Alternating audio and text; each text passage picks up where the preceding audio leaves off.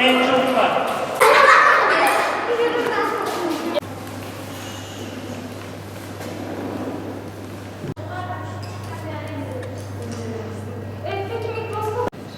Kaan'ın yanına mı saçmalama? Sevdiğim bir şey. Baksın.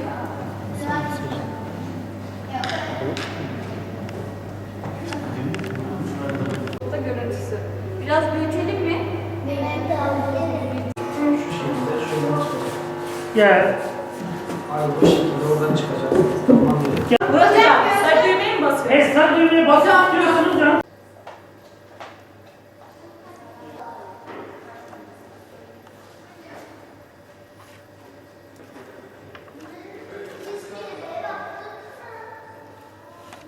Bu düğmeyi bu motorla pil arasından almanız gerekiyor. Şimdi arkadaşlar önce birinci adım bittiniz. İkinci adıma geçiyorum.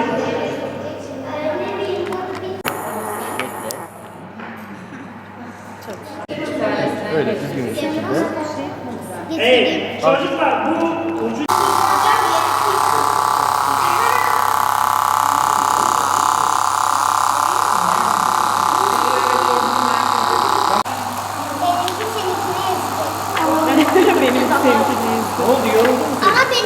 Bilim ve Sanat Merkezimiz tabii Cizre'mizin tarihinden esinlenerek Cizre İsmail Ebuliz Bilim Sanat Merkezi olarak burada açıldı.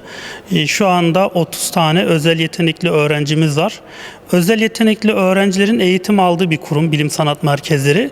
Burada öğrenciler kendi yetenek alanlarına uygun resim, müzik ya da genel zihinsel yetenek dediğimiz bu alanlarda eğitim görebiliyorlar. Tabii eğitimleri okullardakinden farklı olarak burada etkinlik ve proje temelli oluyor.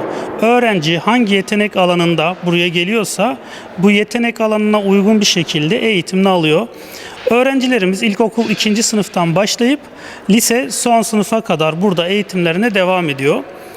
Bilim ve sanat merkezlerimizde öğrenci alımı Milli Eğitim Bakanlığımızın belirlemiş olduğu yönetmelik çerçevesinde gerçekleşiyor. Farklı zamanlarda biz bu öğrencilerimizi buraya alıp eğitimler verebiliyoruz. Bu eğitimlerin başında robotik kodlama, yapay zeka, astronomi, fen, matematik, sosyal, tarih gibi hem fen ilimleri hem sosyal bilimler hem de müzik ve resim gibi yetenek alanlarına hitap edebilecek eğitimler veriliyor. Biz burada öğrencilerimizi çok yönlü yetiştirmeye çalışıyoruz.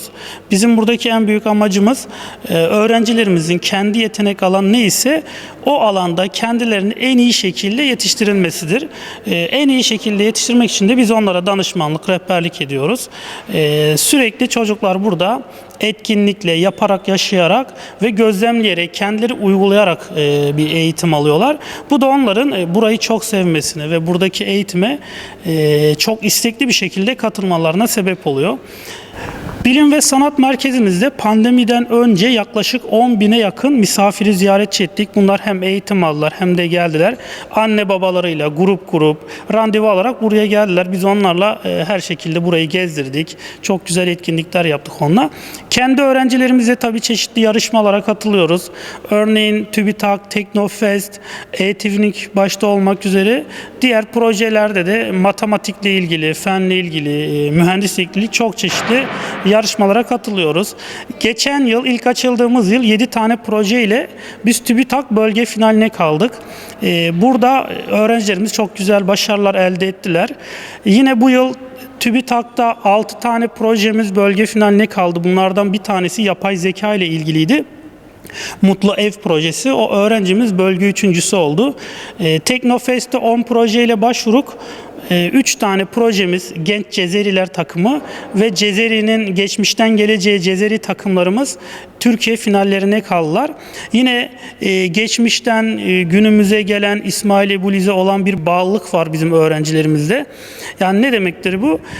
Öğrencilerimiz diyor ki bizim dedemiz olan İsmail Ebuliz dünyada robotiğin, sibernetiğin öncüsü ise biz de onun yolundan giderek çok iyi işler yapabiliriz diyorlar.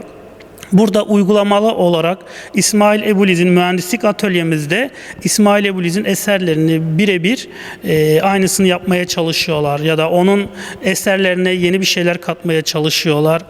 Örnek veriyorum, daha önce Teknofest yarışmasında yine katılan bir projemiz İsmail Ebuliz'in abdest otomatını günümüz teknolojisiyle yaparak orada çalıştırmışlardı. Bu tür çok yönlü çalışmalarımız mevcut. Hem öğrencilerimize yönelik çalışmalar yapıyoruz.